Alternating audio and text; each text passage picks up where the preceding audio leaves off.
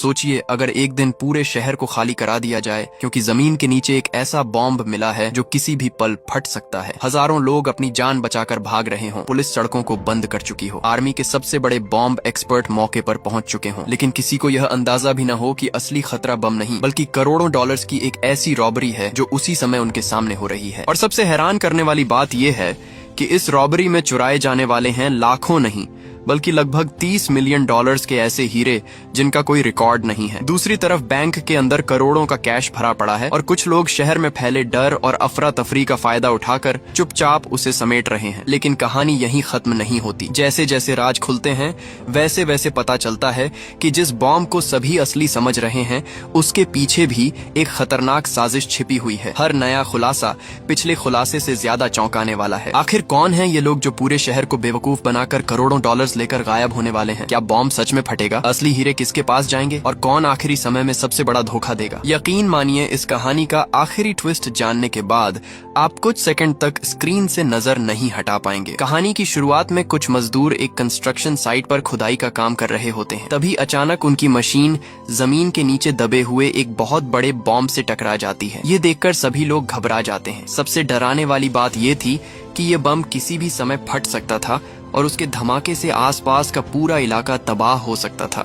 Incident site से ली गई तस्वीरें तुरंत आर्मी के बॉम्ब डिफ्यूजल करने वाले एक्सपर्ट ट्रांटर को भेजी जाती हैं। जैसे ही ट्रांटर उन तस्वीरों को देखते हैं वह हालात की गंभीरता समझ जाता है। बिना समय गंवाए वह अपने साथियों को आदेश देते हैं कि 800 मीटर के दायरे में सुरक्षा घेरा बनाया जाए और साथ ही आसपास रहने वाले सभी लोगों को तुरंत वहां से निकाला जाए। अलग अलग डिपार्टमेंट्स के अच्छे तालमेल की वजह से पूरा इलाका बहुत जल्दी बंद कर दिया जाता है। पुलिस सड़कों पर तैनात हो जाती है और लोगों को सुरक्षित स्थानों पर भेजा जाने लगता है। कुछ ही समय में पूरा क्षेत्र लगभग खाली हो जाता है। लेकिन इसी बीच एक अपार्टमेंट की एक खास जगह पर कुछ ऐसा हो रहा होता है जो बाकी हालात से बिल्कुल अलग था। उस कमरे की खिड़कियां और दरवाजे पूरी तरह बंद थे। पर्दे भी कसकर लगाए गए थे ताकि अंदर क्या चल रहा है ये किसी को दिखाई ना दे सके। कमरे के अंदर मौजूद कुछ ताकतवर आदमी आर्मी के ऑर्डर्स को पूरी तरह नजरअंदाज कर रहे होते हैं, जबकि बाकी सभी लोग अपनी जान बचाने के लिए वहां से जा रहे होते हैं। लेकिन ये लोग अपनी जगह छोड़ने के लिए बिल्कुल तैयार नहीं दिखाई देते। ऐसा लगता है जैसे उन्हें बाहर मौजूद खतरे की कोई परवाह ही नहीं है। उनका यह अजीब व्यवहार पास में रहने वाले रहीम का ध्यान खींच लेता है। उसे यह सब काफी सस्पिशियस लगता है। हालांकि उस समय उसके पास ज्यादा सोचने का समय नहीं होता क्योंकि उसके लिए सबसे जरूरी काम अपने परिवार को सुरक्षित जगह पहुंचाना था। इसलिए रहीम जल्दी से अपने परिवार को लेकर वहां से निकल जाता है। कुछ समय बाद ट्रेंटर अपनी टीम के साथ तेजी से इंसिडेंट साइट पर पहुंचते हैं। वहां पहुंचकर वह कंस्ट्रक्शन वर्क के इंचार्ज से मिलते हैं और पूरी स्थिति के बारे में जानकारी लेते हैं। जब ट्रेंटर को जरूरी जानकारी मिल जाती है तो वह तुरंत बॉम्ब को डिफ्यूज करने का प्लान बनाने लगते हैं। जांच के दौरान उन्हें पता चलता है कि यह बॉम्ब आकार में उसी बम जैसा है जिसे 2 साल पहले एक्सिटर में डिस्ट्रॉय किया गया था। सभी लोग मिलकर सबसे सुरक्षित उपाय पर चर्चा कर रहे होते हैं। तभी इमरजेंसी प्लानिंग डिपार्टमेंट का एक ऑफिसर दौड़ता हुआ वहां पहुंचता है। वह सबको याद दिलाता है कि कंस्ट्रक्शन साइट के ठीक नीचे 400 किलोवोल्ट की मेन बिजली लाइन गुजर रही है। इसका मतलब यह था कि बॉम्ब को डिफ्यूज करने से पहले पूरे इलाके की बिजली बंद करनी पड़ेगी। अगर किसी कारण से धमाका हुआ और बिजली की लाइनें नष्ट हो गईं, तो उसके बाद कई दूसरी दुर्घटनाएं भी हो सकती थीं, जिनसे भारी नुकसान होने के चांस थे। इसके बाद रोबोट ऑपरेटर सावधानी से बॉम्ब डीएक्टिवेटेड करने वाले रोबोट को आगे बढ़ाता है। कैमरे से आने वाली तस्वीरों को देखकर ट्रांटर नोटिस करते हैं कि बॉम्ब का मेन हिस्सा जमीन के काफी अंदर दबा हुआ है। इसके अलावा उसके आसपास का पूरा एरिया गंदे पानी से भरा हुआ था। स्थिति को देखते हुए ट्रांटर समझ जाते हैं कि बॉम्ब तक सुरक्षित तरीके से पहुंचने से पहले सारा जमा हुआ पानी निकालना जरूरी है। इसलिए उनके आदेश पर सैनिक बहुत सावधानी से एक सक्शन पाइप उस पानी में नीचे उतारते हैं ताकि वहां जमा पानी को बाहर निकाला जा सके। पानी निकालने का काम पूरा होने के बाद बॉम्ब को डिफ्यूज करने का काम शुरू हो जाता है। इसी समय पूरे इलाके की बिजली भी बंद कर दी जाती है। आसपास की सभी सड़कें खाली करा दी जाती हैं और हर चौराहे पर पुलिस तैनात कर दी जाती है ताकि कोई भी व्यक्ति या वाहन रिस्ट्रिक्टेड एरिया में एंटर ना कर सके। लेकिन दूसरी तरफ वही 4 आदमी जिनका व्यवहार पहले से ही सस्पिशियस था अब अपने प्लान पर काम शुरू कर देते हैं। वे सभी सुरक्षा वाले कपड़े पहनते हैं और तेजी से अपार्टमेंट की बेसमेंट की तरफ उतर जाते हैं। वहाँ उन्होंने पहले से ही अपने काम के लिए जरूरी सभी इक्विपमेंट छिपा कर रखे हुए थे। इस बेसमेंट की एक दीवार के ठीक दूसरी तरफ बैंक का वॉल्ट मौजूद था। अब उनकी असली योजना साफ हो चुकी थी। वे बॉम्ब की वजह से बने इस हंगामे का फायदा उठाकर बैंक का सारा पैसा लूटना चाहते थे। इसीलिए समय बर्बाद किए बिना वे अपने काम में लग जाते हैं। चारों लोग अपने अपने काम बहुत साफ तरीके से बांट लेते हैं। उनमें से एक आदमी बाहर सड़क पर जाकर निगरानी रखने वाला कैमरा भी लगा देता है। इसके बाद वह एक जनरेटर चालू करता है जिसे पहले से ही एक डस्टबिन के अंदर छिपाकर रखा गया था। ये जनरेटर उनके सभी डिवाइसेस को लगातार बिजली देने वाला था। जैसे ही जनरेटर चालू होता है, बाकी 3 लोग एंगल ग्राइंडर निकालकर दीवार काटना शुरू कर देते हैं। कुछ देर बाद वे बड़े हथौड़ों का इस्तेमाल करने लगते हैं। वे पूरी ताकत से लगातार दीवार पर वार करते हैं। केवल कुछ ही मिनटों में वे बाहरी ईंटों की दीवार को तोड़ने में सफल हो जाते हैं। इस समय तक पुलिस को उनके बारे में कोई जानकारी नहीं होती। दिलचस्प बात यह थी कि बैंक का अलार्म सिस्टम लगातार बज रहा था। बैंक के एक कर्मचारी ने सुझाव भी दिया कि इसकी जांच की जानी चाहिए, लेकिन इलाके की घेराबंदी में लगे पुलिस अधिकारी ने इस चेतावनी को ज्यादा इम्पोर्टेंस नहीं दी और उसे नजरअंदाज कर दिया। उधर चोरों ने बाहरी दीवार हटाने के बाद उसके पीछे मौजूद मजबूत कंक्रीट की परत तक पहुंच बना ली थी। अब वे एक और ड्रिल मशीन लेकर आते हैं ताकि अगले फेज का काम शुरू किया जा सके, लेकिन यह काम बहुत पेशेंस मांगने वाला था। ड्रिलिंग के दौरान काफी तेज आवाज निकलती थी और यही आवाज उन्हें पुलिस के सामने बेनकाब कर सकती थी। इसलिए गैंग का एक सदस्य कोरालिस बाहर निगरानी के लिए तैनात किया जाता है। उसका काम था पुलिस की हर हरकत पर नजर रखना। जैसे ही कोई पुलिस की गाड़ी वहां से गुजरती दिखाई देती, वह तुरंत अपने साथियों को मशीन बंद करने का संकेत देता। इसी दौरान कंस्ट्रक्शन साइट पर भी काम आगे बढ़ चुका था। सारा गंदा पानी निकाल दिया गया था और ट्रांटर अपने साथियों के साथ स्पेशल इक्विपमेंट लेकर दोबारा बॉम्ब के पास पहुंचते हैं। वह सावधानी से मिट्टी हटाते हैं और तभी उन्हें बम के ऊपर लगा एक प्रेशर डेटोनेटर दिखाई देता है। ट्रांटर बहुत ध्यान से उसकी जांच करते हैं। जांच के दौरान उन्हें पता चलता है कि एक प्रेशर डेटोनेटर अभी भी सही हालत में मौजूद है और पूरी तरह खराब नहीं हुआ है। लेकिन इससे भी ज्यादा चिंता की बात कुछ और थी। जांच को आगे बढ़ाने पर ट्रांटर को पता चलता है कि बॉम्ब में केवल प्रेशर डेटोनेटर ही नहीं लगा हुआ था, उसके अंदर एक टाइमर डेटोनेटर भी छिपा हुआ था। ये खोज सभी के लिए बेहद चिंता की बात थी। स्थिति की गंभीरता समझने के लिए ट्रांटर एक स्पेशल सुनने वाले इक्विपमेंट का इस्तेमाल करते हैं। जैसे ही वह इक्विपमेंट की मदद से अंदर की आवाज सुनते हैं, उनके चेहरे का रंग उड़ जाता है। उन्हें साफ सुनाई देता है कि टाइमर अभी भी चल रहा है। इसका मतलब यह था कि बम किसी भी समय फट सकता था और किसी को यह नहीं पता था कि उसके पास कितना समय बचा है। ट्रांटर का सहायक तुरंत यह जानकारी कमांड सेंटर तक पहुंचाता है। वहां मौजूद अधिकारी भी यह खबर सुनकर हैरान रह जाते हैं। अब खतरा पहले से कहीं ज्यादा बढ़ चुका था, क्योंकि अगले 48 घंटों के अंदर किसी भी समय एक्सप्लोजन हो सकता था। मौत के इतने करीब खड़े होने के बावजूद ट्रांटर हिम्मत नहीं हारते। वह तेजी से एक मैग्नेटिक टाइमर इंटरसेप्टर निकालते हैं और उसे बम पर लगा देते हैं। इसके तुरंत बाद वह मजबूत सिक्योरिटी शील्ड के पीछे चले जाते हैं और सभी लोग सांस रोककर रिजल्ट का इंतजार करने लगते हैं। कुछ समय बाद सभी को राहत मिलती है, क्योंकि इंटरसेप्टर टेम्पोरेरी टाइमर की गिनती को रोक देता है। हालांकि खतरा पूरी तरह टला नहीं था, ये केवल थोड़े समय की राहत थी, जबकि असली समस्या अब भी उनके सामने मौजूद थी। स्थिति का एनालिसिस करने के बाद ट्रांटर बताते हैं कि सबसे सुरक्षित तरीका ये होगा कि पहले बम के आसपास एक मजबूत एक्सप्लोजन प्रूफ दीवार बनाई जाए और उसके बाद कंट्रोल्ड एक्सप्लोजन किया जाए। लेकिन पूरी प्रक्रिया में कम से कम 5 घंटे लगने वाले थे। दूसरी तरफ बैंक तक पहुंचने की कोशिश कर रहे चोर भी लगातार आगे बढ़ रहे थे। वे कंक्रीट की परत को सक्सेसफुली पार कर चुके थे और अब अंतिम स्टील की परत को काटने के लिए वेल्डिंग मशीन का इस्तेमाल कर रहे थे। दोनों तरफ के लोग समय के खिलाफ दौड़ रहे थे। एक तरफ ट्रांटर और उनकी टीम शहर को बचाने की कोशिश कर रही थी, जबकि दूसरी तरफ चोर हर मिनट का फायदा उठाकर बैंक तक पहुंचने में लगे हुए थे। दोनों जगह हर सेकंड की कीमत बहुत ज्यादा थी। इसी दौरान बॉम्ब डिफ्यूज करने वाली टीम में एक नया आया मेंबर एक अजीब बात नोटिस करता है। वह देखता है कि बॉम्ब की सरफेस पर एक हिस्सा बाकी जगहों की तुलना में बहुत ज्यादा चमकदार दिखाई दे रहा है। आसपास के पूरे हिस्से पर जंग लगी हुई थी, लेकिन वह छोटा सा हिस्सा बिल्कुल अलग नजर आ रहा था। उसे देखकर ऐसा नहीं लगता था कि यह बम काफी समय से जमीन के नीचे दबा हुआ है, इसलिए वह अपनी यह बात ट्रांटर को बताता है। लेकिन ट्रांटर को लगता है कि कंस्ट्रक्शन वर्क के दौरान किसी मशीन ने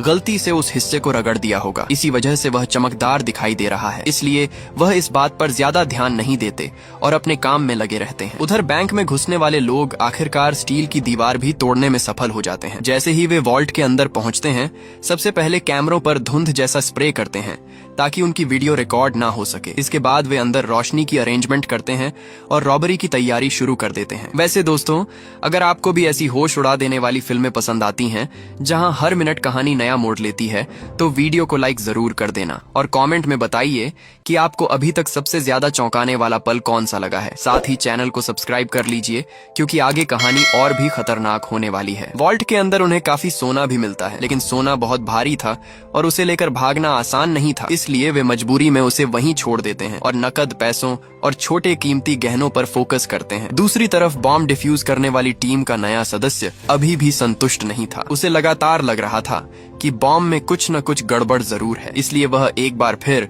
ट्रांटर को बुलाकर उस चमकदार हिस्से को ध्यान से देखने के लिए कहता है। लेकिन जैसे ही दोनों दोबारा बम की जांच करने लगते हैं, तभी एक चौंकाने वाली घटना होती है। जो टाइमर पहले रुक चुका था वह अचानक फिर से चलना शुरू हो जाता है। यह देखकर वहां मौजूद सभी लोगों के चेहरे पर चिंता साफ दिखाई देने लगती है। इस नई समस्या की वजह से एक्सप्लोजन प्रूफ दीवार बनाने का काम बीच में ही रोकना पड़ जाता है। अब उनके पास समय बहुत कम बचा था। हालात को देखते हुए ट्रांटर एक बेहद जोखिम भरी योजना बनाने का फैसला करते हैं। उनकी योजना थी कि बम के डेटोनेटर में सावधानी से ड्रिल करके एक स्पेशल फ्लूइड्स अंदर डाला जाए। अगर यह लिक्विड सही जगह पहुंच जाता तो अंदर की मैकेनिकल सिस्टम जाम हो जाती और बम डिफ्यूज हो सकता था। अब यह उनके लिए आखिरी ऑप्शन बची थी। जैसे ही ट्रांटर और उनकी टीम इस खतरनाक प्रोसेस की तैयारी शुरू करती है, उसी समय पुलिस को भी कुछ अनयूजुअल दिखाई देता है। पूरे इलाके की बिजली पहले ही काटी जा चुकी थी और हर रास्ता बंद था। फिर भी निगरानी कर रहे ड्रोन को दो अलग अलग हीट सोर्सेज दिखाई देते हैं। पहला सोर्स तो कंस्ट्रक्शन साइट पर मौजूद बॉम्ब डिफ्यूज करने वाली टीम थी, लेकिन दूसरा सोर्स कौन था ये किसी को समझ नहीं आता। ये जानकारी मिलते ही कमांडर ग्रीनफील्ड बेचैन हो उठती हैं। उन्हें डर था कि कहीं कोई नागरिक अभी भी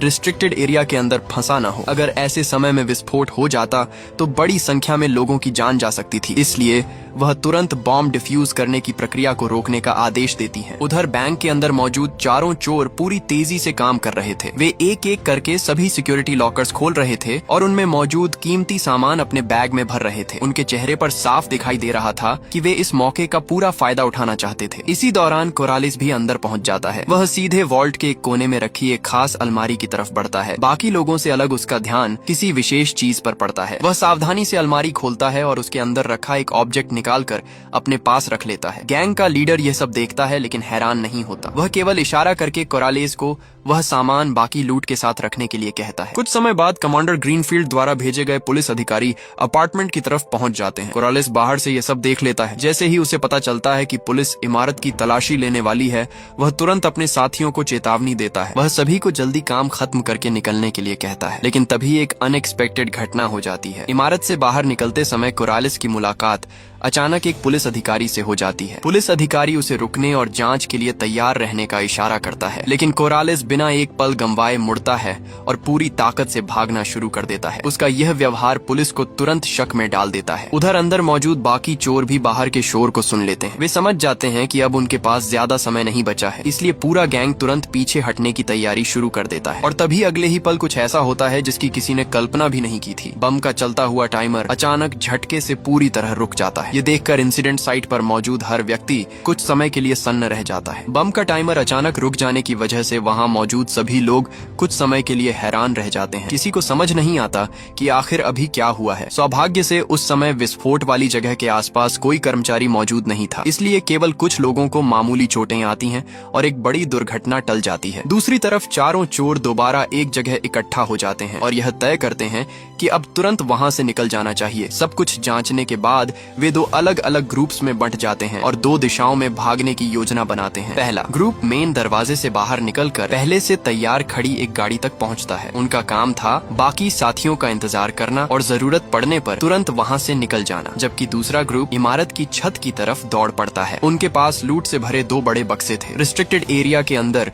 इतनी बड़ी मात्रा में सामान लेकर घूमना बहुत जोखिम भरा था। अगर वे पुलिस के हाथ लग जाते तो उनकी सारी मेहनत बेकार हो जाती, इसलिए उन्होंने पहले से एक अलग योजना तैयार कर रखी थी। कुछ ही देर में दो ड्रोन एक के बाद एक उड़ान भरते हैं। दोनों ड्रोन उन बक्सों को लेकर रिस्ट्रिक्टेड एरिया से बाहर निकल जाते हैं। आखिरकार वे सामान को एक मिड लैम्प तक पहुंचा देते हैं जो आगे की अरेंजमेंट करने वाला था। इधर बाकी दो चोर पहले से तय किए गए एक नकली कंस्ट्रक्शन साइट तक पहुंचते हैं। वहां से वे नीचे सीवर में उतर जाते हैं और उसी रास्ते से भागने लगते हैं, लेकिन इसी दौरान कमांडर ग्रीनफील्ड को कुछ गड़बड़ी का एहसास हो जाता है। पुलिस तुरंत पीछा शुरू करती है। हालांकि दोनों चोर सामान सौंपने के बाद पुलिस को काफी दूर तक घुमाते रहते हैं। फिर मौका मिलते ही वे दोबारा अंडरग्राउंड पाइप्स के अंदर घुस जाते हैं। इलाके की पूरी जानकारी होने की वजह से वे पुलिस को चकमा देने में सफल हो जाते हैं। पीछा करने वाले अधिकारी उन्हें पकड़ नहीं पाते और आखिरकार दोनों चोर सुरक्षित रूप से अपने साथियों की गाड़ी तक पहुंच जाते हैं। गाड़ी में बैठने के बाद वे पहले ड्रोन के जरिए भेजे गए लूट के सामान को भी वापस हासिल कर लेते हैं। अब तक उनकी पूरी योजना लगभग सफल दिखाई दे रही थी। उधर विस्फोट की घटना के बाद भी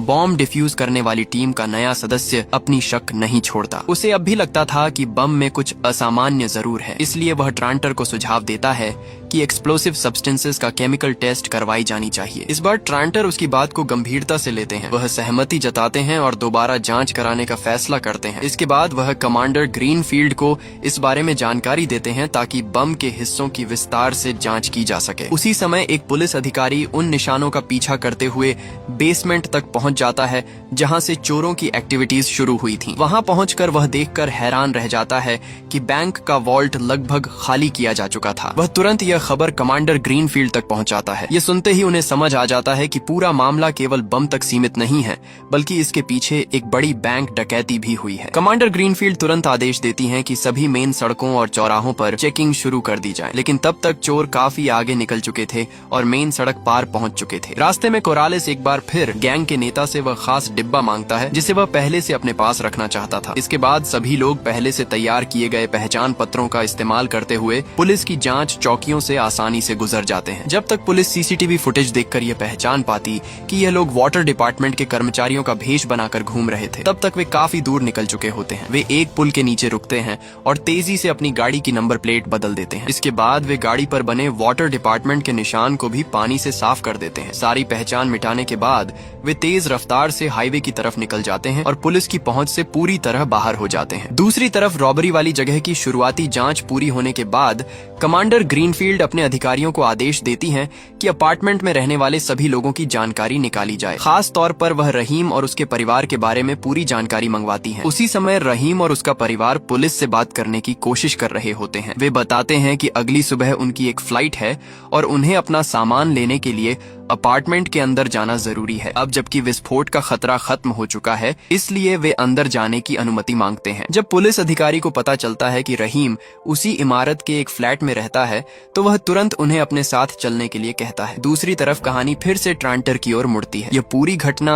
अब सीनियर ऑफिशियल्स तक पहुंच चुकी थी। सभी जानकारी मिलने के बाद एक वरिष्ठ अधिकारी ट्रांटर से सवाल करता है कि जब पहली बार बॉम्ब में शक वाली बात सामने आई थी, तब उन्होंने तुरंत कमांड सेंटर को इसकी सूचना क्यों नहीं दी। ट्रांटर जवाब देते हैं कि यह शक सबसे पहले उनके द्वारा नहीं, बल्कि टीम के एक नए सदस्य द्वारा जताया गया था। इसके अलावा उस समय उनका पूरा ध्यान बम को डिफ्यूज करने पर लगा हुआ था, इसलिए उन्होंने उस बात को तुरंत आगे नहीं बढ़ाया। काफी विचार करने के बाद सीनियर ऑफिसर्स फैसला लेते हैं कि इस छोटी सी गलती के लिए ट्रांटर के खिलाफ कोई कार्रवाई नहीं की जाएगी। मामला वहीं समाप्त कर दिया जाता है। उधर चोर शहर से दूर एक सुनसान इलाके में पहुंच चुके थे। उनका इरादा लूट का सामान आपस में बांटना और फिर अलग अलग होकर गायब हो जाना था, ताकि पुलिस उन्हें पकड़ न सके। यहीं पर बाकी लोगों को पहली बार पता चलता है कि कोरालेस बैंक से आखिर क्या लेकर आया था। वह कोई साधारण चीज नहीं थी, बल्कि बिना कटे हुए बेहद कीमती नेचुरल डायमंड्स का एक बड़ा कलेक्शन था। कोरालेस सभी को बताता है कि इन हीरों की कीमत कम से कम $30 मिलियन है। सबसे बड़ी बात यह थी कि ये हीरे अभी तक कटे या तैयार नहीं किए गए थे। इसका मतलब था कि इन्हें बाद में आसानी से बेचा जा सकता था और इनका पता लगाना लगभग नामुमकिन हो जाता। इसके बाद कोरालेस बाहर जाकर एक फोन कॉल करता है। वह किसी ऐसे व्यक्ति से संपर्क कर रहा था जो इन हीरों को बेचने और सबूत मिटाने में मदद कर सके, लेकिन उसे नहीं पता था कि अगले ही पल सब कुछ बदलने वाला है। अचानक कुछ अजनबी लोग उस घर में घुस आते हैं। चोर उनका मुकाबला करने की पूरी कोशिश करते हैं, लेकिन वे संख्या और ताकत दोनों में कमजोर पड़ जाते हैं। कुछ ही मिनटों में सभी को काबू कर लिया जाता है और एक अंधेरे कमरे में बंद कर दिया जाता है। अब साफ हो जाता है कि यह पहले से रचा गया जाल था। किसी ने इन चोरों की जानकारी दूसरे गैंग तक पहुंचा दी थी। सबसे चौंकाने वाली बात यह थी कि जानकारी देने वाला कोई और नहीं बल्कि कोरालेस खुद था। असल में इस नए गैंग का लीडर वही व्यक्ति था जिससे कोराल्स ने पहले सीक्रेटली संपर्क किया था। दूसरी तरफ पुलिस जांच में यह भी सामने आता है कि बेसमेंट की चाबियों की जिम्मेदारी रहीम के पास थी। इसीलिए पुलिस रहीम और उसके पूरे परिवार को बयान दर्ज कराने के लिए जाती है। रहीम का परिवार माइग्रेंट था। उसके माता पिता इंग्लिश नहीं बोल पाते थे, इसीलिए पुलिस से बातचीत करने की जिम्मेदारी उसी पर थी। पूछताछ के दौरान रहीम बताता है कि कुछ दिन पहले 2 आदमी उसके घर आए थे।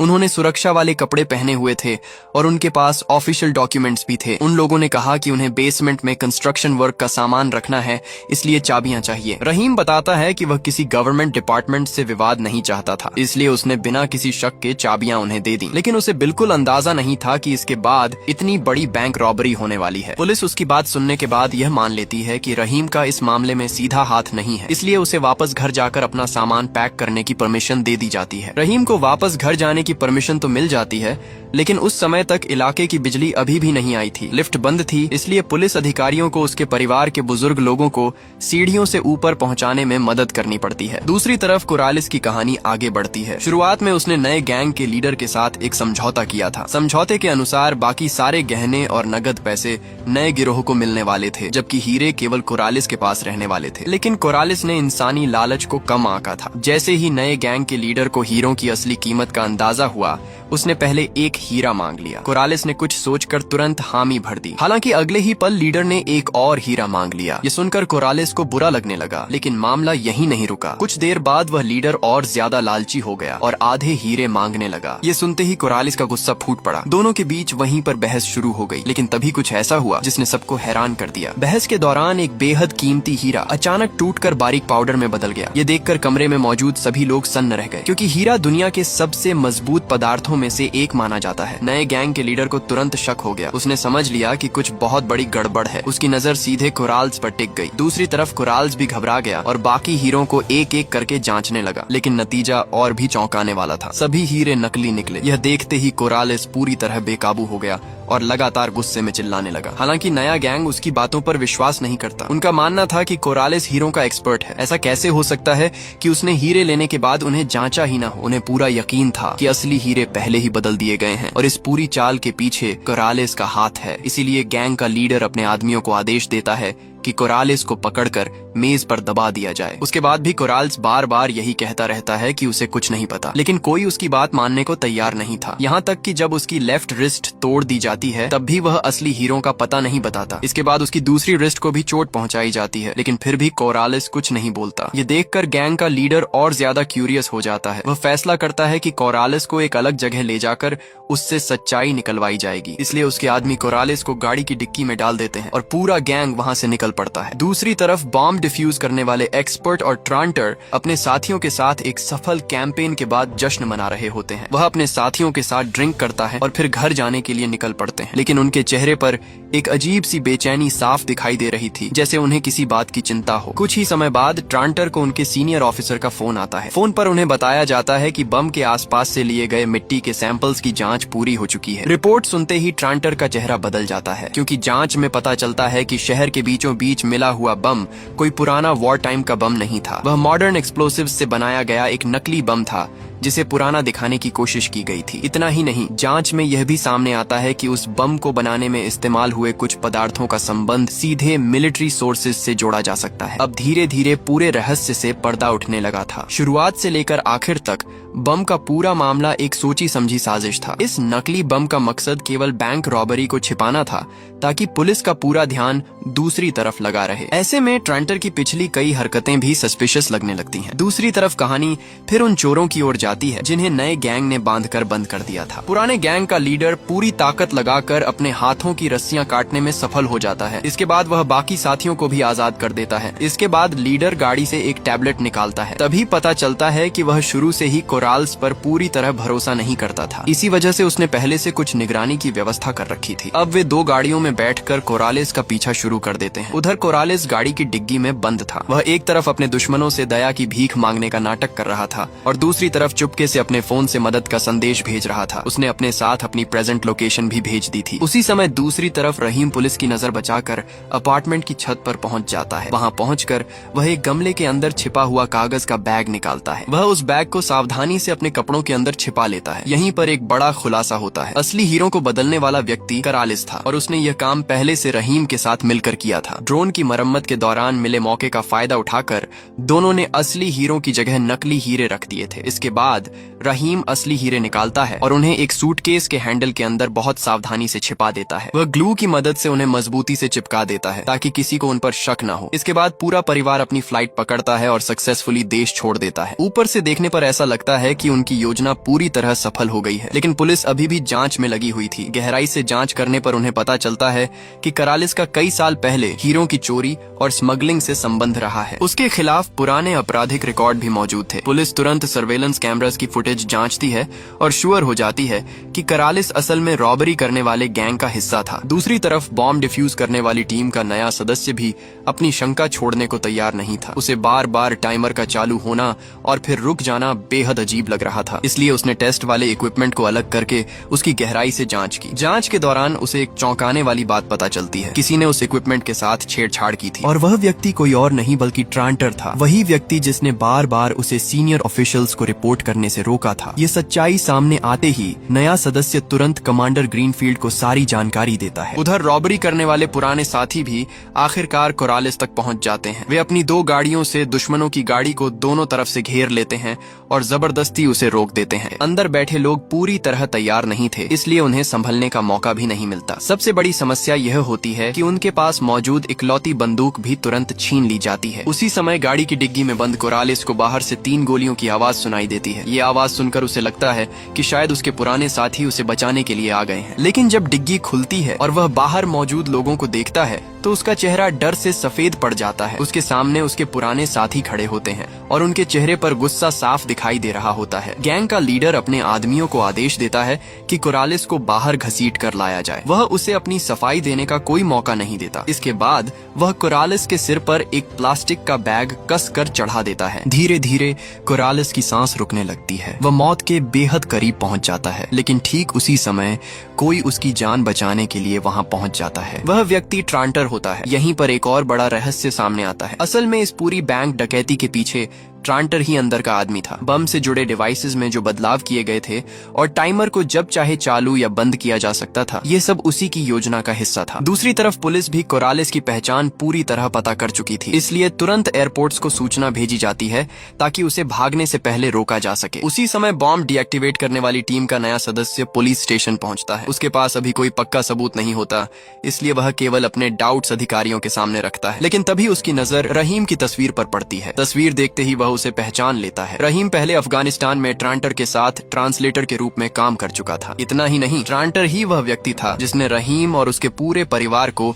इस देश में बसने में मदद की थी। यह जानकारी सामने आने के बाद पुलिस को समझ आने लगता है कि मामला कितना गहरा है। उधर कोरालिस और ट्रांटर अब अलग अलग रास्तों से भाग रहे होते हैं। कोरालिस पहले से बुक किए गए एक होटल में पहुंचता है। वहां वह अपने कपड़े बदलता है और फिर बिल्कुल सामान्य पैसेंजर की तरह एयरपोर्ट की तरफ बढ़ जाता है। हालांकि बहुत से लोग उसकी तलाश कर रहे होते हैं, लेकिन वह अपने तय किए गए गेट की तरफ नहीं जाता। इसके बजाय वह एक सुनसान काउंटर पर पहुंचता है और एक दूसरा पासपोर्ट दिखाकर सक्सेसफुली अपनी यात्रा का प्रोसेस पूरी कर लेता है। दूसरी तरफ ट्रांटर एक हवाई अड्डे पर पहुंच चुका होता है। वहां से वह एक निजी विमान में बैठता है और देश छोड़कर दूर निकल जाता है। जब पुलिस की टीम ट्रांटर के घर पहुंचती है तब तक वहां कोई नहीं होता। पूरा घर खाली पड़ा होता है। हालांकि वहां मिले कुछ इक्विपमेंट और एक नोटबुक ये साबित करने के लिए काफी थे कि नकली बम की पूरी योजना का असली मास्टरमाइंड ट्रांटर ही था। कुछ समय बाद ट्रांटर, कोरालिस और रहीम तीनों टर्की के एक रेस्टोरेंट में मिलते हैं। यहीं से उनके पास्ट की कहानी सामने आती है। ट्रांटर, कोरालिस और रहीम के बीच का रिश्ता आज का नहीं था। उनकी कहानी लगभग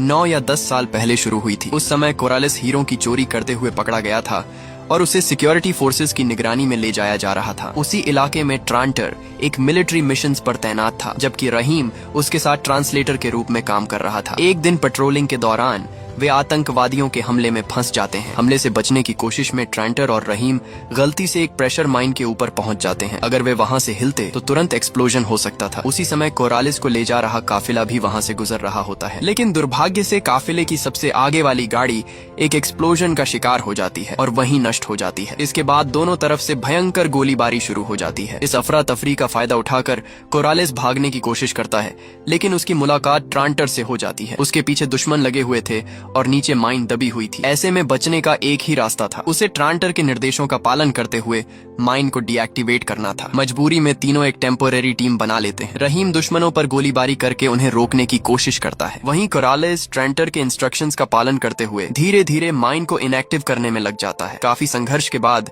दुश्मनों को पीछे हटने पर मजबूर कर दिया जाता है और आखिरकार माइन भी सक्सेसफुली डीएक्टिवेट हो जाती है। इस जीवन और मौत के अनुभव के बाद तीनों के बीच गहरा भरोसा बन जाता है। समय बीतने के साथ कोरालेस अपने पुराने अपमान और बदले की भावना को नहीं भूल पाता। आखिरकार कोरालेस वही बैंक रॉबरी की पूरी योजना बनाता है। दूसरी तरफ रहीम और ट्रांटर भी उसका साथ देने का फैसला करते हैं। तीनों मिलकर ऐसी योजना तैयार करते हैं जिसमें नकली बम के जरिए पूरे शहर का ध्यान भटकाया जा सके। उनकी योजना सफल हो जाती है और आखिरकार असली हीरे उनके हाथ लग जाते हैं। इसके बाद तीनों हीरो को बेचने के लिए एक बड़े सौदे में शामिल होते हैं। सौदा पूरा होते ही बहुत बड़ी रकम उनके खातों में पहुंच जाती है। पैसे को बराबर हिस्सों में बांटा जाता है और तीनों को करोड़ों डॉलर्स मिलते हैं। इसके बाद वे अलग अलग रास्तों पर निकल जाते हैं ताकि किसी को उन पर शक न हो। इस तरह यह पूरी कहानी अपने अंत तक पहुंचती है। एक नकली बम से शुरू हुई ये घटना करोड़ों डॉलर्स की रॉबरी और कई साल पुराने रिश्तों के रहस्य तक पहुंच जाती है। अगर आपको भी ऐसी रोमांचक और दिमाग घुमा देने वाली फिल्में पसंद हैं,